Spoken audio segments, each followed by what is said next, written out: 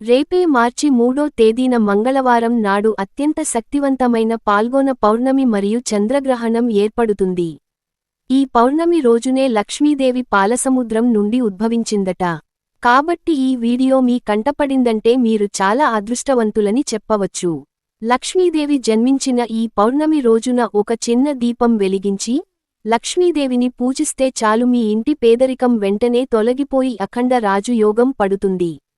అలాగే ఈ మంగళవారం నాడు సంపూర్ణ చంద్రగ్రహణం మన భారతదేశంలో కనిపిస్తుంది. చంద్రగ్రహణం నియమాలు, చేయకూడని తప్పులు, గర్భిణీలు తీసుకోవలసిన జాగ్రత్తలు, గ్రహణం పూర్తయిన తర్వాత పాటించాల్సిన విధివిధానాలు, అలాగే లక్ష్మీదేవి పూజా విధానం గురించి ఈ వీడియోలో తెలుసుకుందాం. ముందుగా ఈ వీడియోకి ఒక లైక్ కొట్టి ఓం నమఃశివాయ అని కామెంట్ చేయండి. రేపే మార్చి 3వ తేదీ మంగళవారం నాడు మధ్యాహ్నం 3:20 గ్రహణం ప్రారంభమై సాయంత్రం 6:47 వరకు చంద్రగ్రహణం ఉంటుంది. అయితే సాయంత్రం 6:20 నుండి 6:47 మధ్యలో మనకు గ్రహణం కనిపిస్తుంది. ఈ గ్రహణ సమయంలో ఎలాంటి పూజలు చేయకూడదు. అయితే ఈ చంద్రగ్రహణం రోజున లక్ష్మీ జయంతి కూడా వచ్చింది. అంటే ఈరోజు లక్ష్మీదేవి జన్మించిన రోజు కాబట్టి ఈ మంగళవారం ప్రతి ఒక్కరూ ఉదయాన్నే నిద్రలేచి ఇల్లంతా శుభ్రం చేసుకుని ఇంటి ముందు ముగ్గు వేసి ఇంటి గడపలకు పసుపు రాసి ఉదయం 9 గంటల లోపే ఇంట్లో లక్ష్మీదేవిని పూజించండి. ఎర్ర గులాబీలతో లక్ష్మీదేవిని అందంగా అలంకరించి లక్ష్మీదేవి పటం ముందు ఆవు నెయ్యితో దీపారాధన చేయండి.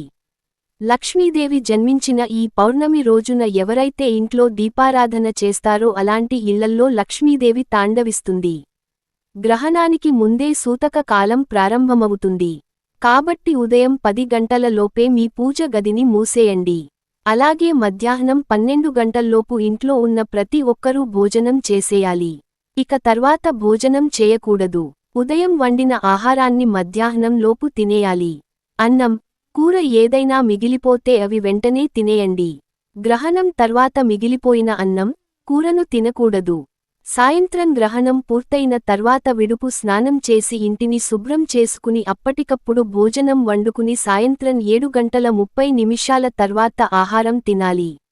ముఖ్యంగా గ్రహణ సమయంలో మీ ఇంట్లో ఉన్న ఆహార పదార్థాల పైన దర్బను వేసుకోండి. ఇంట్లో ఉండే నిల్వ పచ్చళ్ళు, బియ్యం, పప్పు దినుసులు, చింతపండు ఇలాంటి ఆహార పదార్థాల పైన ఖచ్చితంగా దర్బను వేసుకోవాలి. అయితే దర్భ అందుబాటులో లేనివారు తులసి దళాలు వేసుకోండి. గ్రహణ సమయంలో వీలైనంత వరకు మౌనంగా ఉండాలి. మీ ఇష్ట దైవాన్ని మీ మనసులో స్మరించుకోండి. గ్రహణ సమయంలో దైవమంత్రాలు చదివితే జన్మజన్మల అదృష్టం కలిసొస్తుంది. ముఖ్యంగా ఈ చంద్రగ్రహణ సమయంలో సింహరాశి వారు బయటకు రాకుండా ఉంటే మంచిది. చంద్రగ్రహణం పూర్తయిన తర్వాత సాయంత్రం 6:50 ఇంట్లో ఉన్న ప్రతి ఒక్కరూ విడుపు స్నానం చేయాలి. నీటిలో చిటికెడు పసుపు వేసుకొని తల స్నానం చేయండి. అయితే తలకు షాంపూ పెట్టకూడదు. చంద్రగ్రహణం పూర్తయిన తర్వాత మీ ఇంటిని అలాగే పూజగదిని ఖచ్చితంగా శుద్ధి చేసుకోవాలి. ఉప్పునీటితో ఇంటిని శుభ్రం చేసుకుని ఇంట్లో పసుపు నీళ్లు చల్లుకోండి. అలాగే దేవుని చిత్రపటాలను శుభ్రంగా తుడిచి పసుపు రాసి కుంకుమ బొట్లు పెట్టుకోండి. పూజ సామాగ్రిని కూడా శుభ్రం చేసుకోండి. మీ పూజ గదిలో ఉన్న దేవుని చిత్రపటాలను అలాగే దేవుని విగ్రహాలను చింతపండు రసంతో లేదా భస్మంతో శుభ్రపరచుకోండి. ఈ గ్రహణ సమయంలో పదునైన వస్తువులకు దూరంగా ఉండాలి. అలాగే ఇనుప వస్తువులను ముట్టుకోకూడదు.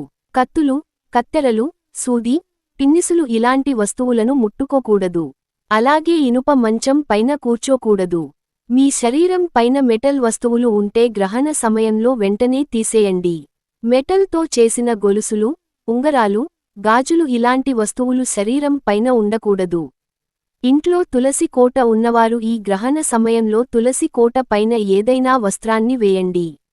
గ్రహణం పూర్తయిన తర్వాత తులసి కోట చుట్టూ గంగాజలం చిలకరించండి. గ్రహణ సమయంలో ఆహారం మరియు నీళ్లు తీసుకోకూడదు. ఒకవేళ తప్పనిసరిగా ఆహారం లేదా నీళ్లు తీసుకోవాలంటే గ్రహణానికి ముందే ఆహారం పైన దర్బను వేసి ఆహారాన్ని లేదా నీటిని స్వీకరించవచ్చు. గ్రహణ సమయంలో ఇంటిని ఉడవకూడదు. అలాగే ఇంట్లో ఉన్న చెత్తను తీసి బయట పడేయకూడదు. అలాగే ఈ సమయంలో బట్టలు ఉతకకూడదు. మేకులు కొట్టడం, డ్రిల్లింగ్ పనులు చేయకూడదు. ముఖ్యంగా ఈ గ్రహణ సమయంలో అద్దంలో ముఖాన్ని చూడకూడదు. అలాగే తల దువ్వకూడదు. తలకు నూనె రాయకూడదు. ఇక జుట్టు కత్తిరించడం, గోళ్లు కత్తిరించడం అసలు చేయకండి. ఈ చంద్రగ్రహణ సమయంలో భార్యాభర్తలు దూరంగా ఉండాలి. అలాగే గ్రహణ సమయంలో పిండి రుబ్బకూడదు. ముఖ్యంగా గ్రహణ సమయంలో పెరుగు తోడు పెట్టకూడదు. అలా చేస్తే అది విషతుల్యం అవుతుంది. ఎంగిలి గిన్నెలు కూడా గ్రహణ సమయంలో తోమకూడదు. గ్రహణం పూర్తయిన తర్వాతే ఇంట్లో ఏ పనైనా చేసుకోవాలి. అలాగే గ్రహణ సమయంలో పొరపాటున కూడా దేవుని విగ్రహాలను ముట్టుకోకూడదు. ఈరోజు ఎట్టి పరిస్థితుల్లోనూ దూర ప్రయాణాలు చేయకండి. గ్రహణ సమయంలో భూమిపైన రేడియేషన్ ఎక్కువగా ఉంటుంది. కాబట్టి వీలైనంత వరకు ఈ గ్రహణ సమయంలో మొబైల్ ఫోన్ యూస్ చేయకండి. లేదంటే రేడియేషన్ ప్రభావం ఇంకా పెరుగుతుంది. అలాగే మనలో చాలామంది చేతికి కాశీ దారాలు కట్టుకుంటారు. మరి కొంతమంది కాలికి నల్ల దారం కట్టుకుంటారు. ఇలాంటివారు గ్రహణం తర్వాత వాటిని తీసేసి కొత్త దారాన్ని కట్టుకోండి. అలాగే ఇంటి ముందు కట్టిన గుమ్మడికాయను కూడా గ్రహణం తర్వాత మార్చేయాలి. ఒకవేళ గుమ్మడికాయ కొత్తగా కడితే గుమ్మడికాయను పసుపు నీటితో శుద్ధి చేసుకుంటే సరిపోతుంది. కాని ఇంటి ముందు పాత గుమ్మడికాయ ఉంటే మాత్రం వెంటనే తీసేయండి. అలాగే గ్రహ సమయంలో ధరించిన బట్టలను గ్రహణం పూర్తయిన తర్వాత వెంటనే ఉతికేయాలి. వాటిని అలాగే ఉంచకూడదు. అలాగే నిల్వ ఉంచిన పాత నీరు తీసేసి కొత్త నీటిని నింపుకోండి. ఇంటిని పూజగదిని శుభ్రం చేసుకున్న తర్వాత పూజగదిలో దీపారాధన చేస్తే చాలా మంచిది. అలాగే ఇల్లంతా సాంబ్రాణి పొగ వేస్తే ఇంకా మంచిది. ముఖ్యంగా ఈ మంగళవారం ప్రతి ఒక్కరూ సాత్వికమైన ఆహారం తినడం. అయితే పొరపాటున కూడా మాంసాహారం తినకూడదు. అలాగే ఉల్లిపాయలు, వెల్లుల్లి వేసిన ఆహారం కూడా తీసుకోకూడదు. గ్రహణం రోజున సులభంగా జీర్ణమయ్యే ఆహారాన్ని తినాలని, ఉపవాసం ఉండటం మంచిదని పండితులు వివరిస్తున్నారు. ఈ గ్రహణ సమయంలో డబ్బుకు సంబంధించిన లావాదేవీలు చేయకూడదు. ముఖ్యంగా అప్పు ఇవ్వడం లేదా అప్పు తీసుకోవడం అసలు చేయకండి. అలాగే ఈ రోజున కొత్త వస్తువులు కొనకూడదు. కొత్త వ్యాపారాలు ప్రారంభించకూడదు. అలాగే గ్రహణం పూర్తయిన తర్వాత మీ ఇంటి గుమ్మానికి రెండు వైపులా నిమ్మకాయలు పెట్టుకోండి. మీ ఇంట్లోకి నెగిటివ్ ఎనర్జీ ప్రవేశించకుండా ఉంటుంది. ముఖ్యంగా గర్భిణీలు గ్రహణ సమయంలో బయటకు రాకూడదు. ఇంటి తలుపులు కిటికీలు వేసేసి ఇంట్లోకి వెళుతూ రాకుండా గర్భిణీలు జాగ్రత్తలు తీసుకోవాలి. ఎందుకంటే గ్రహణ సమయంలో వెలువడే హానికరమైన కిరణాలు గర్భంలోని పిండంపై ప్రభావం చూపవచ్చు. కాబట్టి గర్భిణీలు బయటకు రాకుండా ఉంటే సరిపోతుంది.